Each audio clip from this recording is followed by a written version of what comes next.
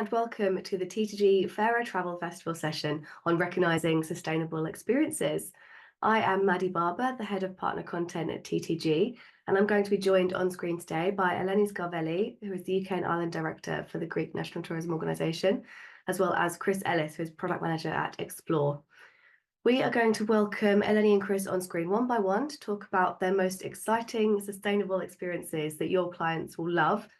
We're going to be covering Kefalonia, Naxos, France, and Laos as destinations. So if you have any questions throughout this session today or at the end of the session, please do type them into the chat box and we will get them answered for you. We'll be having an audience Q&A for 10 minutes at the end of this half an hour slot. So do store them up for that. Thank you very much. We'll welcome Eleni to the screen now. Hi, Eleni. It's great to have you here. Hi, Maddie. So what are some of the best sustainable experiences that visitors can have when they visit the island of Kefalonia in particular? Well, I know that it's Kefalonia, it's not really used to be in people's mind about a sustainable travel experience. They usually have as a very nice island in the Ionians next to Corfu for holidays and family vacations. But I can definitely say that Kefalonia has really nice experiences that one can enjoy, and especially something really brand new. A lot of people that might already went to the Ainos National Park, which is recently has been as an UNESCO Global Geopark. But I'm sure what they haven't done the night star gazing, which is something completely new. It is the first dark sky park experience in Greece. And actually, it has the right environment for people to be there, spend the night safely, and enjoy nature. So for those that they might not want to do that, they can always enjoy the picnic or the bird watching or the jeep safari. There are plenty of opportunities for that experience, which I think it's really one of the top experiences of Kefalonia. Okay, interesting. And how would you say that experience has reduced the negative impact of travel, or even made a positive impact of travel on the island and its people? Well, it's definitely a positive one. Preservation of natural resources, it's really maintaining the island, the natural beauty. And that's what we are trying to do. We'll try to create awareness so people will know about it. They will find out and know how to respect a geopark like the one of Ainos. It's not only for, it's not that, visiting the caves or the Meliseni cave, which is really one of the top experiences as well, that is not so beautiful. It is as well, because all these tour experiences, they're also coming from the local community. This is something that they're supporting the local community. So I think it's very, very important to continue having these experiences, and also at the same time take advantage the benefits from the local centers. Amazing. Okay. And what would you say is the best time of year to visit the geopark? And is there a best time of year to visit? And if there is, why is that the best time? Well, in general, and it's part of our sustainability policy, we would like to avoid the July and August experience, although it is something that we advise for hikers to be very, very aware about the timings and the things. You can always do it very early in the morning or very later at night. As I said, now you can even do it by overnight at night. But the best period for me, it will be, April, May, during the spring period, or even autumn. Greece has a great weather that they can definitely enjoy until the end of October. Brilliant. And why would you say, in your own opinion, is it so important that agents suggest that their clients visit this geopark?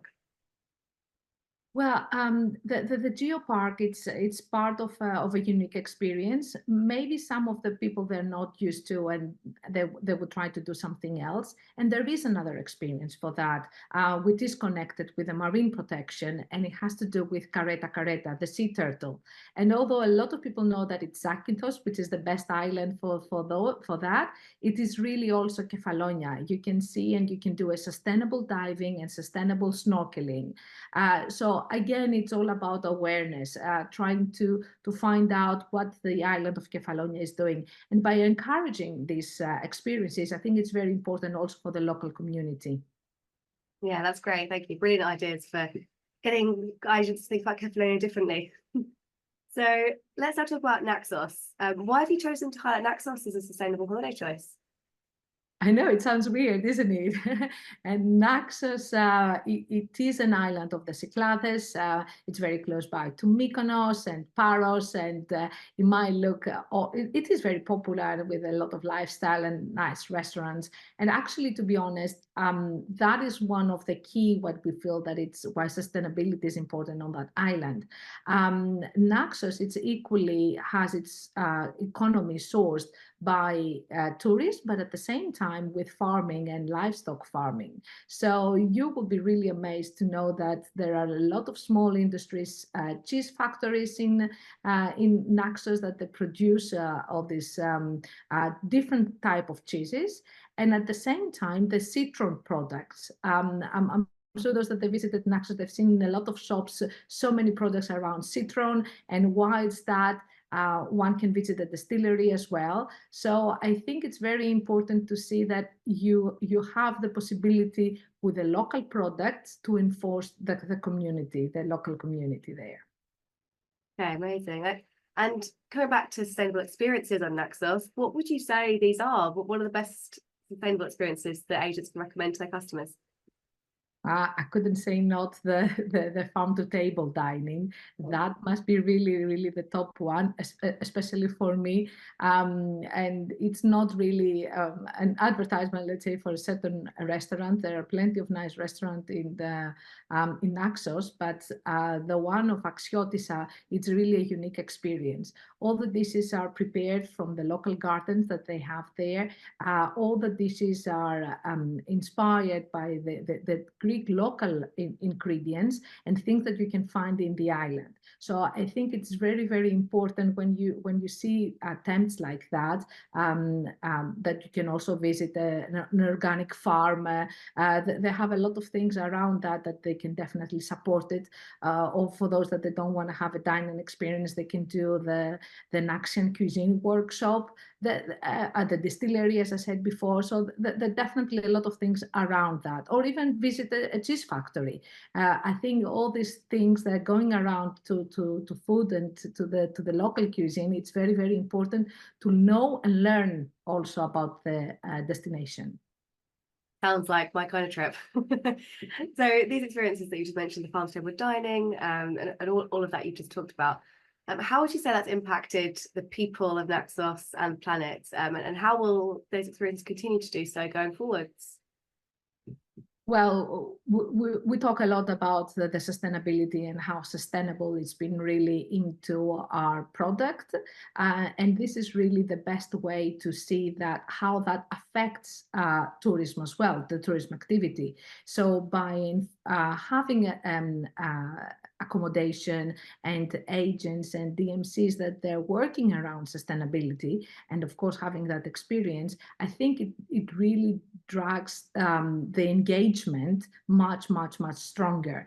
And I think it's very, very important. At the same time, Naxos has also a very well-known community about the welfare and animal welfare, wild animal welfare. So I think it very nicely binds together with people that they're really concerned about all these kind of things, and they try to see in a different way. So having to pick between a villa and a zero waste villa, I think it really makes a big difference. What would be your top selling tips for Naxos? So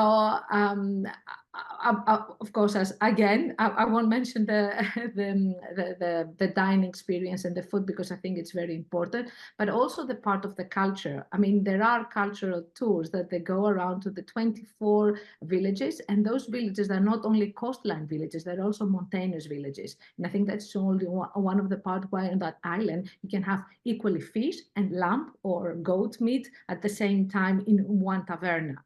But for me, the top selling trip, apart of course from the marble village that is in Apyranthos or the fish village in Apollonos, I will do the sailing part. I mean, I like Naxos because you can have your getaways and 1 day sailing trip to Skinosa, Iraklia, Donusa. This is three small islets, almost uninhabited, that you can very easily go there for a day trip. So it's very easy to please a lot of people, different things, and at the same time have a sustainable towards the community, as we said before, experience. Fantastic. Thank you, Lenny, for sharing this insight on Naxos and Cathalonia's sustainable experiences. Thank you, Maddie. It's been a pleasure to be here with you. Great. So we're going to say goodbye to you now, but we'll welcome you back in around 10 minutes' time to take questions from the audience. So thank you. Happy to. And welcome to the screen, Chris Ellis, Product Manager at Explore. Thank you for joining. Thank you, and thank you for having me. Absolutely. So tell me, how important of a role does sustainability play in Explore's product? Hugely important, I would say. I mean, we've been in the game now for 40 years, and really it's been in our DNA before there was even a term for it. But nowadays, we're held a lot more accountable, I think, which is obviously a good thing. So just I can run through a couple of things that just sort of where we are held accountable. So we have a sustainability director at board level, and that really means that every decision we take, sustainability is a consideration across the business. Really pleased and excited to share that we've been accredited now as a B Corp. That was earlier in the year, and that really means that we can put equal importance now on people, planet, and profit. We are a founding signatory of the Glasgow Declaration, and we're committed to reducing our carbon footprint by 50% in 2030. We have singly measured all of the carbon impacts of every single trip. So each element of the trip we've individually measured, and we now have a tag on how much carbon is emitted for every single trip. There are a lot of things that I can run through, but I think really, as well as that, from a personal perspective, all of our product managers, they're adventurous, outdoorsy, passionate people. And like myself, when you spend a good chunk of your time out in the field, it really does give you quite a close appreciation of the issues that we're facing, and also what we have to do to mitigate them. So I feel like within the product team, it's so deeply ingrained in everything that we do. Amazing. That's great to hear. Same here at TTG, of course. But let's talk about your new tour, A Taste of Southern France, Bordeaux to Toulouse. When did it launch? And what are the standout experiences on the trip that's going to appeal to our agents' clients? Yes, very exciting. So it launched late last year, and our product manager, Ali, joined the group on the first departure. From what I understand from her, it was a huge success, but I think she might be a little bit biased. And she loves cheese. And the reason why that's relevant is this is one of our food tours. So we've launched a new range of food trips, and really that's sort of a blend of the classic sightseeing that we do on most of our trips, but lots of foodie elements kind of woven into the itinerary throughout. And the idea is kind of like a farm to plate experience. So visiting vineyards, maybe some truffle hunting, cookery classes, cheese markets, and wine, obviously lots of wine. But other than food, I think it's it's just a beautiful region, beautiful part of the world. So other highlights include canoeing along the Dordogne, and the stunning medieval town of Carcassonne as well. Amazing. Okay. And now I do know that you've built this itinerary with sustainability in mind. So Yes. what is it exactly about this tour that makes it a sustainable choice? Well, we wanted to challenge ourselves to find a tour that we could build from the ground up with sustainability in mind, considered in every element of the trip. So the first place to start with that is the starting place of the trip, predominantly the starting and the ending points. So it was really important to us, as we all know, the biggest carbon emitter of any holiday is getting there in the first place. So it was really important to us that we could access it via public transport. So we picked two places to start and end the trip where that can be easily accessed by train, both a couple of hours from Paris on the high-speed TGV. and starting in Bordeaux and ending in Toulouse. So that was really one of the key decisions. Then we looked at the itinerary itself, and we have basically put in public transport on every day except for one where it really wasn't possible. And that gives a really nice kind of variety to the trip. So public trains, trams, river ferries, and of course, lots of exploring on foot when you're in the cities. For the accommodation, we looked at using all small, locally run, family-owned hotels, so we know that our tourism money is going directly into the local economy. And similarly, our partner on the ground there we use is a small family-run business. In fact, he actually runs, operates, and leads the trips himself as well. And then just a couple of other key elements I just wanted to mention. All the food that we're sort of coming across is all regional and seasonal. So when we visit the markets, for example, they come from like 10 or 15 kilometers around, and it's all seasonal. So you're not going to be finding or eating something that is out of season. So the food miles on all of the food is really low. All of the local visits are with local people. So, for example, when we visit vineyards, they're all small local vineyards. They're not big chain, international chains. And all of that has come together to give us one of the lowest carbon footprints of all of our cultural program. So yeah, we're really happy that it's a great tour, but also a sustainable tour as well. Yeah, that's brilliant. You're ticking a lot of boxes there for sure. Do you have any tips for agents who are looking to close a sale on this tour? Any kind of sales advice that you can give them? Oh, well, I'm sure they're all excellent salespeople. So I wouldn't want to give any sales tips, but what I can say is that we've got a really friendly team that are really happy to help with any questions. Both our trade team and also our customer sales team. They're both amazing. And our product manager, Ali, as I mentioned before, she's been on the trip, and she's really happy to have a natter to anybody who wants, if you have any clients that want first-hand experience from someone who's been on the trip, she's more than happy to share her experiences with your customers if that will help get them over the line. Brilliant, thank you. Okay, so let's talk about another tour that you offer as well. We're going to talk about the Spirit of Laos tour. Can you tell us a little bit about the itinerary and where it goes? Yeah, so this one is quite a bit different to our Taste of France trip. We're flying over to Southeast Asia now, and this is a comprehensive 2-week tour of Laos, with a little bit of Cambodia thrown in as well. So the idea of the tour is it kind of the backbone of the tour follows the mighty Mekong River, and it travels down the backbone of the country, taking in gorgeous French colonial cities, visiting rural hill tribes, lush plantations, waterfalls, and of course ending at the amazing Angkor Wat in Cambodia. Fantastic. And what have you done on that particular trip to make sure that the experiences on it are as sustainable or as responsible as they can possibly be? Yeah, so as I mentioned before, we individually measure every element of every trip to give it a carbon footprint, and that was a really very involved process, but it was really useful because once we got our carbon footprints, we then had a benchmark and we knew what we had to do. We could see which ones were the biggest emitters and we knew what we had to do to reduce them. And this particular trip was one of the biggest emitters. It had 3 internal flights on it beforehand. So we used it as an opportunity to review and refresh the itinerary with a view to reduce both the carbon footprint and also include the customer experience. And those things aren't always mutually exclusive. That's quite a tricky thing to do.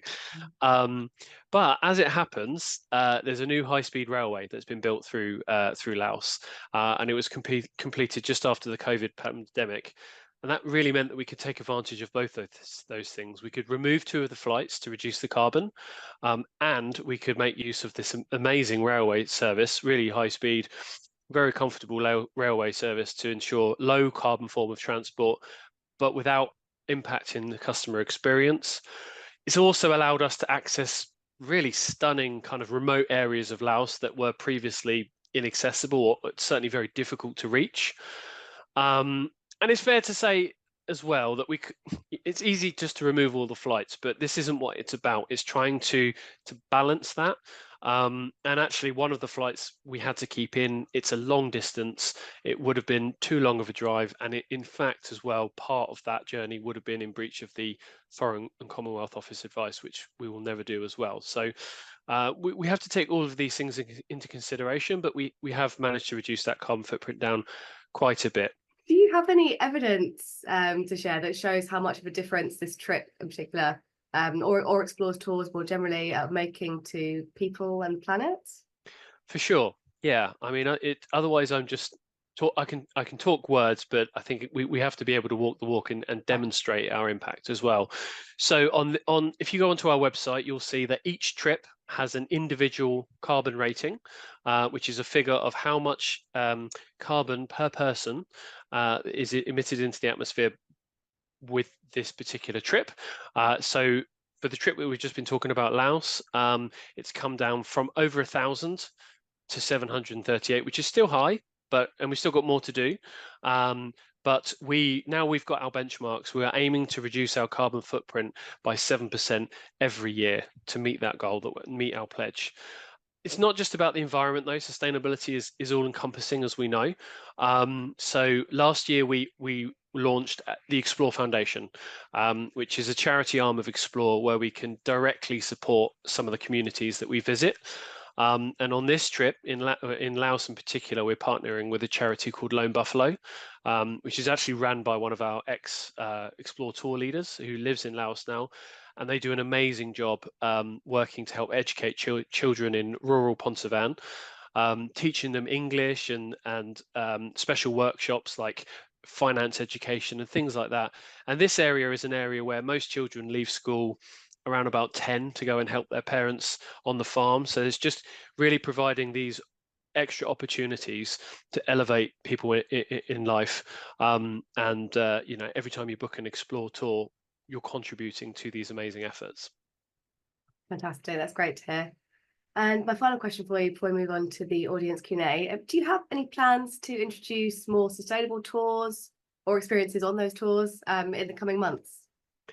We do, yes. So we have a new low carbon trip in Nepal in the works. And we're hoping to launch that in line with our brochure, which will come out around about September, October, I believe. And that will hopefully also visit another charity that we work with through the foundation, who provide employment opportunities in the field of sports massage. So I can't say too much more at the moment, but we've got that, and we do have a few more in the pipeline. So watch this space. All right. Thank you very much for the teaser. I look forward to hearing more about that when you're ready. Pleasure. So thank you for sharing your insight. We're now going to move into the audience Q&A and welcome Eleni back to the screen. So agents, if you have any questions for Chris or Eleni, please do pop them in the chat box now. Okay, Q&A time. As I said just now, any questions, please pop them in the chat. One thing I did want to start with before we have any questions come in, Eleni. Now, we did talk about Kefalonia and Naxos as being responsible places to visit already. But what would be your advice for agents who have clients who want to visit some of the Greek islands that may be suffering from over-tourism a little, maybe Santorini and Mykonos? Are there any sustainable experiences within these destinations, or is it better to just try and sell them onto the less visited options? Okay, I think we might have lost Eleni there briefly. So, Chris, coming over to you instead. Can you tell us a little bit about the tools that Explore offers that will help agents sell your responsible experiences? Do you offer trainings, fam trips, events, what or any kind of online resources? Could you just talk us through what support you're offering agents? Yeah, for sure. I mean, we've got a trade sales team that are out in the field visiting different agents all across the country. So providing on the ground support, training of our tours, but also a greater understanding of the sustainability side of it and the kind of decision making process that we go through when selecting itineraries, when putting them together.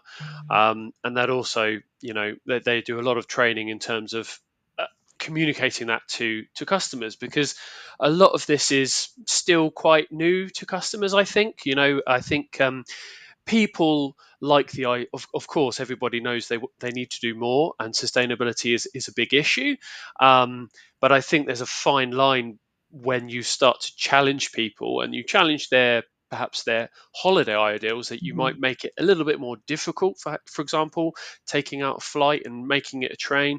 That then becomes a bit of a challenge. So for sure it requires a bit of understanding and training on how to communicate that to customers, and how to get it over, and actually why it is a good thing, and why we should all be doing more.